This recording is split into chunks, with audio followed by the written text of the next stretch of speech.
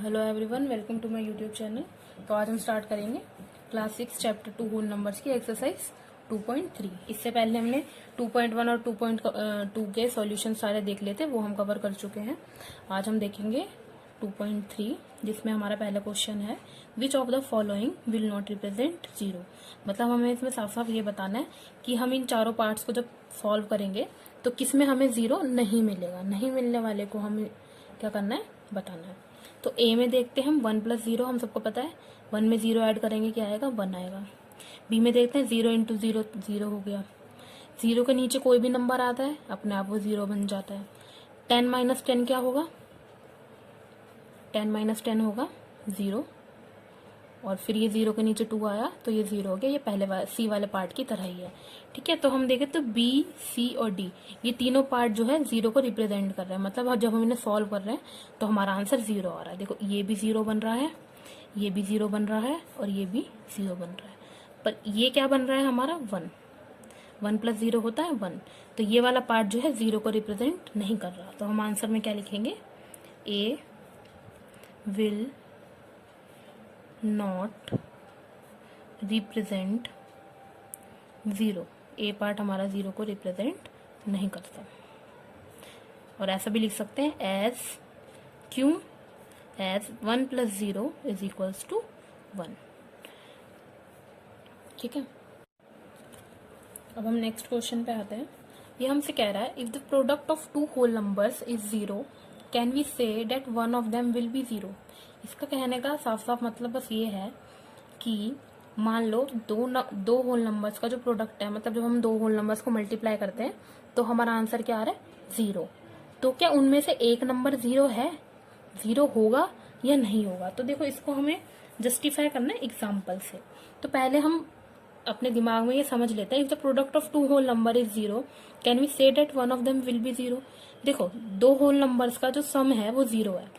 तो whole numbers क्या है हमारे, 0 से लेकर सारे पॉजिटिव नंबर्स। तो मान लो हमने दो पॉजिटिव नंबर ले लिया, मान लो 2 और 3 ले लिया। 2 3 का क्या होता है 6। पर ये कह रहा है कि प्रोडक्ट क्या है 0, 0 नहीं आ रहा। या हम ले लेते हैं 9 × 2, 9 × 2 लिया, हमारे पास आया 18, ये भी कोई 0 नहीं है। तो 0 कब आएगा, जब हम 9 × 0 करें या 2 × 0 करें या 3 × 0 करें। क्योंकि किसी भी नंबर को अगर हम 0 से मल्टीप्लाई करेंगे तो आंसर आ रहा है हमारा 0। लेकिन हम जब दो होल नंबर जो 0 नहीं है, 0 को हटाकर और जो बाकी दो होल नंबर्स हैं उनको हम आपस में मल्टीप्लाई कर रहे हैं, तब तो हमारे पास 0 नहीं आ रहा। 3 × 3 करो 9 आएगा, 9 × 2 करो 18 आएगा। तो 0 तो कहीं भी नहीं आ रहा। जब तक हम 0 नहीं ला रहे मल्टीप्लीकेशन में हमारे पास 0 नहीं आ रहा। तो मतलब हमें 0 से मल्टीप्लाई करना ही पड़ेगा उनका प्रोडक्ट को 0 लाने के लिए। तो वो यही कह रहा है product of two whole number is 0, मतलब दो होल नंबर्स का प्रोडक्ट 0 है। मतलब उन दोनों होल नंबर्स में एक ना एक नंबर 0 जरूर है। Can we say that one of them will be 0। हाँ 0 तो होगा ही, तभी तो प्रोडक्ट उनका 0 आ रहा है। ये तो हम समझ गए कि हाँ हम ये कह सकते हैं, लेकिन हमें इसको एग्जाम्पल से समझाना है। तो एग्जाम्पल नंबर 1 देखते हैं हम। मान लो दो होल नंबर्स हैं हमारे पास, let 2 whole numbers be 2 and 3। ठीक है। अब हम क्या करते हैं, अकॉर्डिंग टू क्वेश्चन 2 × 0, क्योंकि एक नंबर तो हमें 0 लेना ही पड़ेगा ना। 2 × 0 = 0। जब हमने 2 के साथ, 2 एक होल नंबर है, 2 के साथ हमने 0 रखा तो हमारा आंसर क्या आ रहा है 0। एग्जाम्पल 2 लेते हैं। 2 के साथ कोई और होल नंबर रखकर देखो, मतलब 2 के साथ कोई और होल नंबर रखकर देखो। मान लो आपने 5 रखा, तो 2 × 5 करेंगे तो हमारे पास 10 आ रहा है, 0 तो आ नहीं रहा। पर हमें इसने क्या बोला, if the product of two whole number is 0। मतलब इसने बोला है कि दोनों होल नंबर्स का जो प्रोडक्ट है वो आना है 0 ही। ठीक है। लेट 2 होल नंबर्स, अब इसने हमें एग्जाम्पल्स देने को बोला है तो हम 2-3 एग्जाम्पल इसको दे देते हैं। नंबर्स बी, मान लो 10 है, 10 and 0, क्योंकि 0 तो चाहिए ही ना प्रोडक्ट के लिए। ये तो हमें पता है, हम तो समझ गए हैं, पर हमें इसको लिखकर दिखाना पड़ेगा। इसको हम बोल तो सकते नहीं, इसको तो समझ आएगा नहीं, तो लिखकर हमें दिखाना पड़ेगा। 10 × 0 = 0। इस दोनों में 0 आ रहा है। ठीक है। अभी कह रहा है we can say that one of them will be 0। हाँ 1 ऑफ देम, इन दोनों में से एक ना एक तो 0 होना चाहिए। ठीक है, दोनों भी 0 हो सकते हैं, 0 इंटू 0 क्या होगा, 0 ही होएगा। ठीक है, तो एग्जाम्पल 3 भी ले लेते हैं, क्योंकि 0 भी तो क्या है, हमारा होल नंबर ही है, तो 0 इंटू 0 दोनों होल नंबर हो सकते हैं, तो दोनों 0 भी हो सकते हैं, तो हम ऐसे भी ले सकते हैं, 2 होल नंबर्स बी 0। ठीक है, 0 एंड 0, मान लो दोनों ही 0 हैं, तो 0 इंटू 0 करा हमने तो 0 आ रहा है। तो देखो इसमें एटलीस्ट एक ना एक तो 0 है ही ना, 0 आंसर लाने के लिए। 2 में हम 0 मल्टीप्लाई करेंगे तभी 0 आएगा, 10 में 0 मल्टीप्लाई करेंगे तभी 0 आएगा। और तीसरा एग्जाम्पल देखा हमने कि 0 इंटू 0 दोनों होल नंबर ही हैं, 0 0, दोनों को मल्टीप्लाई करा तब भी 0 आया हमारे पास। तो मतलब एटलीस्ट एक नंबर तो हमारा 0 है ही, ये क्लियर हो गया इन एग्जाम्पल्स से। तो इसने यही बोला था, can we say that one of them will be 0, क्या हम कह सकते हैं कि उनमें से एक ना एक तो 0 है ही, तो हाँ हम कह सकते हैं। तो हम लिखेंगे yes if the product of 2 whole numbers is 0,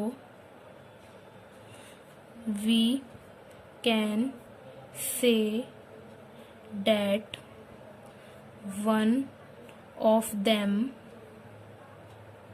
will be 0।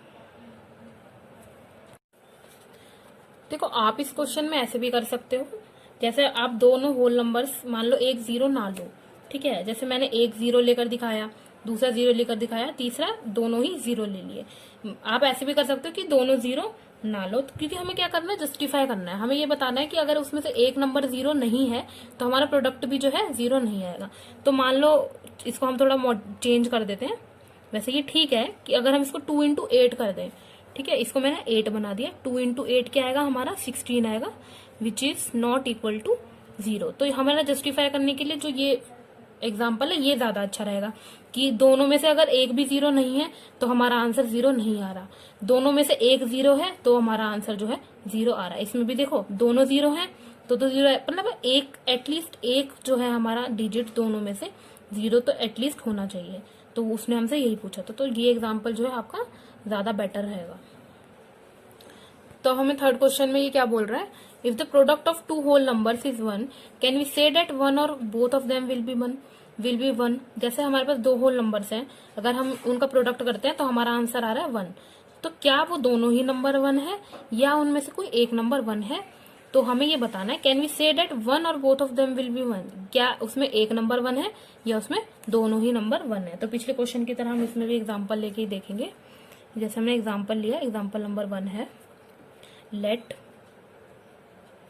2 whole numbers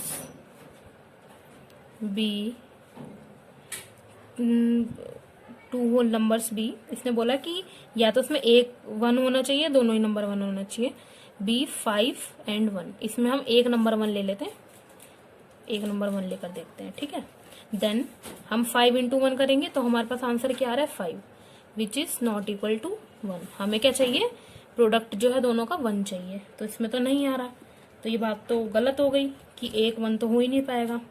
ठीक है, तो एग्जाम्पल 2 भी हम यही सेम ले लेते हैं इसी तरह का, लेट 2 होल नंबर्स बी, फिर इसमें एक 1 ले लेते हैं हम, जैसे 9 लिया, 9 एंड 1। ठीक है, एटलीस्ट हम 3 एग्जाम्पल्स तो देंगे। तो 9 into 1 is equals to 9, which is not equal to 1। तो इसमें भी गलत बैठ गया।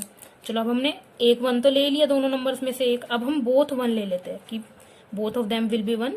तो इसके लिए हम एग्जाम्पल ले लेते हैं, लेट 2 होल नंबर्स बी 1, दोनों ही नंबर जो है हमारे 1 है, तो 1 इंटू 1 करेंगे तो हमारा आंसर क्या आ रहा है 1। तो मतलब इस वाली केस में ये जो बात है ये ठीक है कि कैन वी से डेट 1 और both of them will be 1, नहीं, अगर उस दोनों होल नंबर्स में से एक होल नंबर 1 है तो हमारा आंसर 1 नहीं आ रहा। फिर इसमें दोनों होल नंबर में से सिर्फ एक होल नंबर 1 है, तब भी हमारा 1 नहीं आ रहा। लेकिन अगर हमारे दोनों ही होल नंबर 1 है तब हमारा जो है 1 आ रहा है। तो इन दोनों केसेस में ये बात गलत है, इसमें ये सही है। तो इसलिए हम ये नहीं कह सकते, हम ये कह सकते हैं कि उसमें से दोनों ही नंबर जो है 1 होंगे, पर एक नहीं होगा। ठीक है, अगर एक नंबर 1 है तो हमारा आंसर में 1 नहीं आ रहा। तो हम इसके लिए स्टेटमेंट ये लिखेंगे, if the product of two whole numbers is 1, we can't say that one of them, कि इसमें ये चीज़ जो है गलत होती है, will be 1। ठीक है, but we can say that both of them will be 1। दोनों 1 होंगे तभी आंसर जो है 1 आएगा। एक होगा, एक नंबर 1 होगा तो नहीं आएगा, विल बी 1। तो अब हमारा फोर्थ क्वेश्चन है, find using distributive property. Distributive property को यूज करके हमें ये सॉल्व करना है, जो कि हमने एक्सरसाइज 2.2 में भी किया था कि डिस्ट्रीब्यूटिव प्रॉपर्टी कैसे लगती है। तो जैसे ये 101 है तो प्रॉपर्टी हमें हमेशा क्वेश्चन को आसान बना देती है और इजी, मतलब छोटा भी बना देती है कैलकुलेशन को और आसान भी बना देती है। तो इसको हम कैसे बांट सकते हैं, डिस्ट्रीब्यूटिव प्रॉपर्टी है तो मतलब इसको हमें डिस्ट्रीब्यूट करना है। कैसे कर सकते हैं, 100 + 1, 100 + 1 101 होता है, तो 728 इंटू 100 + 1। ठीक है, इसको हम इस तरह से लिख सकते हैं। तो डिस्ट्रीब्यूटिव प्रॉपर्टी हमें क्या कहती है, पहले इस नंबर को हम इससे मल्टीप्लाई करेंगे, मतलब 728 इंटू 100 करेंगे, बीच में कौन सा साइन है, प्लस का। फिर 728 को 1 से जो है मल्टीप्लाई करेंगे, 728 इंटू 1। तो इसको मल्टीप्लाई करने की कोई ज़रूरत नहीं है, एंड में हम 2 0 लगा देते हैं, 728 उसके बाद 2 0 लगा दिए, इंटू प्लस 1 से मल्टीप्लाई करके तो वही नंबर आ जाता है 728। अब इन दोनों को हम क्या करेंगे, नंबर्स को ऐड करेंगे, प्लस 728 15 3 7। तो आंसर हमारा क्या आया, 7 3 5 2 8। अब देखो ये कितना आसान हो गया, आप इसको आपस में मल्टीप्लाई करते तो आपका जो मल्टीप्लिकेशन बहुत लंबा हो जाता। तो हमने क्या, इसमें डिस्ट्रीब्यूटिव प्रॉपर्टी से हमारे कैलकुलेशन जो है इजी हो गई। सेकंड पार्ट देखते हैं, इसको हम किस तरह से डिस्ट्रीब्यूट कर सकते हैं। 1000 + 1 = 5437 इंटू 1000 + 1। ठीक है, तो डिस्ट्रीब्यूटिव प्रॉपर्टी क्या कहती है, पहले इस नंबर को इससे मल्टीप्लाई करेंगे, फिर इस नंबर को दूसरे नंबर से मल्टीप्लाई करेंगे। तो 5437 इंटू 1000, साइन कौन सा है हमारे पास, प्लस का। फिर इस नंबर को 1 से मल्टीप्लाई करेंगे, 5437 प्लस मल्टीप्लाई 1। तो फिर कितना सिंपल हो गया, हमें 3 जो ये 0 है ये बस उठाकर लगा देनी है, मल्टीप्लाई करने की कोई ज़रूरत नहीं है। प्लस 5 4 3 7, इसको क्या करते हैं, प्लस कर देते हैं,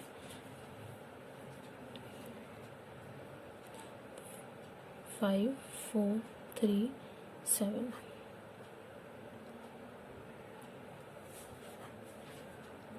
12 4 4 5 5 4 4 2 4 3 7। थर्ड पार्ट देखते हैं हम, थर्ड पार्ट है 824 इंटू 25। तो इसको हम किस तरह से कर सकते हैं, 25 को हम कर सकते हैं 20 + 5। तो 824 इंटू 20 + 5। तो 824 को यहाँ पे करते हैं, 824 को पहले हम 20 से मल्टीप्लाई करेंगे, प्लस का साइन है, फिर हम 824 को 5 से मल्टीप्लाई करेंगे। ठीक है, तो 2 0 तो हम ऐसे ही लगा देंगे, तो 824 को हम सिर्फ किससे मल्टीप्लाई करेंगे, 2 से। ठीक है, 1648 और ये वाला 0 हमने एज इट इज लगा दिया। फिर 824 इंटू 5, 41 4120, इनको आपस में कर देंगे ऐड। 0 10 6, हमारा आंसर आ गया 20600। अब इसको सॉल्व करते हैं। तो देखो 4275 125 को हम कैसे लिख सकते हैं, आसान कैसे रहेगा, 100 100 तो सबसे आसान रहेगा क्योंकि इसमें 2 0 है। 100 + 20 + 5, इस तरह से हम इसको डिस्ट्रीब्यूट कर सकते हैं। तो पहले इस नंबर को हम पहले नंबर से मल्टीप्लाई करेंगे, मतलब 100 से, जो साइन है वो लगा देंगे। फिर किससे करेंगे, 20 से, फिर किससे करेंगे, 5 से, इंटू 5।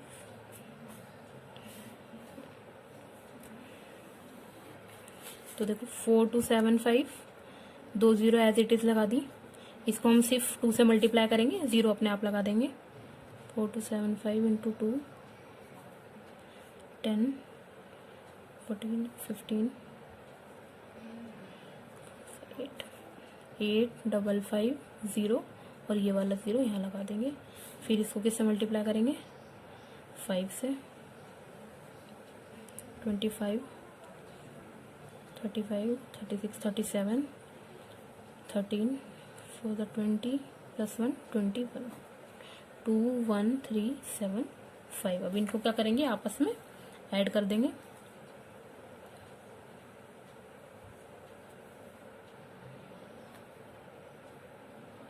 582135 ऐड करते हैं इसको। 10 + 3 13, 7 + 5 12 + 1 13 और एक 14 13 इज इक्वल्स टू 53435। हमें बस इन क्वेश्चंस में जो है डिस्ट्रीब्यूट करना आसानी से अच्छे से आना चाहिए कि हम किस नंबर को डिस्ट्रीब्यूट करेंगे और कैसे डिस्ट्रीब्यूट करेंगे। जैसे इसको हमने डिस्ट्रीब्यूट किया था, तो आप कोई ऐसे भी कर सकता है कि 100 + 25 कर दो, ठीक है। तो 100 + 25 वो डिस्ट्रीब्यूट तो ठीक करा है, पर उसमें दिक्कत क्या होगी कि 100 से तो मल्टीप्लाई आसानी से हो जाएगा, पर 25 से करने में थोड़ा कॉम्प्लेक्स हो जाएगा। तो 25 को भी डिस्ट्रीब्यूट कर दिया हमने 20 + 5 में, क्योंकि 20 में हमें एक 0 मिल गया। तो ज्यादा से ज्यादा हमारी कोशिश रहनी चाहिए कि हमें 0 मिले। तो 504 और 35 को देखते हैं, तो हमें इसमें जो है ज्यादा 0 मिलेंगे, क्योंकि इसको हम कैसे डिस्ट्रीब्यूट कर सकते हैं, 500 + 4, ठीक है। इसको भी हम कर सकते हैं 30 + 5, पर वो जो है मुश्किल रहेगा, ये ज्यादा आसान रहेगा। तो इसलिए हमने इसको डिस्ट्रीब्यूट किया है। डिस्ट्रीब्यूट किसी भी नंबर को कर सकते हैं जो हमें आसान लगता है। 500 + 4 इंटू 35, इसको हम कैसे लिखेंगे, इन दोनों नंबर को पहले मल्टीप्लाई करेंगे। 500 इंटू 35 + 4 इंटू 35, ठीक है। तो पहले हम 35 को 5 से मल्टीप्लाई करेंगे और 2 0 जो है वो एज इट इज लगा देंगे।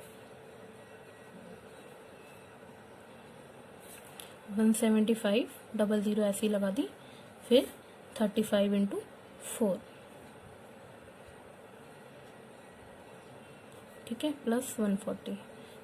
तो 0 + 0 0, 0 + 4 4, 5 + 1 6 7 1।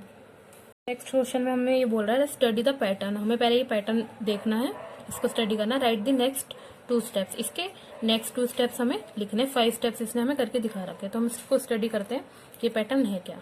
तो देखो, जैसे पहले यहाँ 1 था, 1 इंटू 8 + 1, ठीक है। 1 में इसने क्या किया, 1 के बाद 2, 8 8 8 तो हमेशा सेम रह रहा है, प्लस इसमें +1 करा तो ये हो गया 2। 2 के बाद क्या आता है, 3, तो 1 2 3, 8 एज इट इज रहा, 2 + 1 3, 1 2 3, 3 के बाद 4 आता है तो 4 लगाया, 8 एज इट इज, 3 + 1 4। फिर 4 के बाद 5, तो 1 2 3 4 5, 8 एज इट इज रहा, और 4 में 1 ऐड करा तो क्या हो गया 5। तो यहाँ पे हमारी जो है काउंटिंग चल रही है 1 2 3 4 5 इस तरह से। 8 हमारा एज इट इज है, और यहाँ पे जो है हर स्टेप में जो है 1 1 ऐड होता जा रहा है। और यहाँ पे देखें तो यहाँ पे रिवर्स काउंटिंग चल रही है, 9 फिर 9 8 फिर 9 8 7 फिर 9 8 7 6 फिर 9 8 7 6 5 इस तरह से, ठीक है। तो इससे नेक्स्ट स्टेप लिखना है हमको। तो इसमें अगर हम देखें तो 1 2 3 4 5, तो नेक्स्ट क्या आएगा 6 आएगा। तो 1 2 3 4 5 6 और 8 तो एज इट इज चल रहा है सेम। और 5 में हमें क्या है, यहाँ पे हमेशा हर स्टेप में एक ऐड हो रहा है, तो हमने इसमें फिर 1 ऐड करा तो यहाँ पे आ गया 6। तो यहाँ रिवर्स काउंटिंग चल रही है 9 8 7 6 5 फिर 4, ये एक स्टेप हमने लिख दिया। फिर इसके बाद 1 2 3 4 5 6 तक यहाँ हो गया था 7 8 एज इट इज, 6 में 1 ऐड करा 7 9 8 7 6 5 4 3। तो ये हमारी एक्सरसाइज खत्म होती है। अगर आपको ये वीडियो पसंद आई तो वीडियो को लाइक करना, शेयर करना और चैनल को सब्सक्राइब कर देना। Thank you.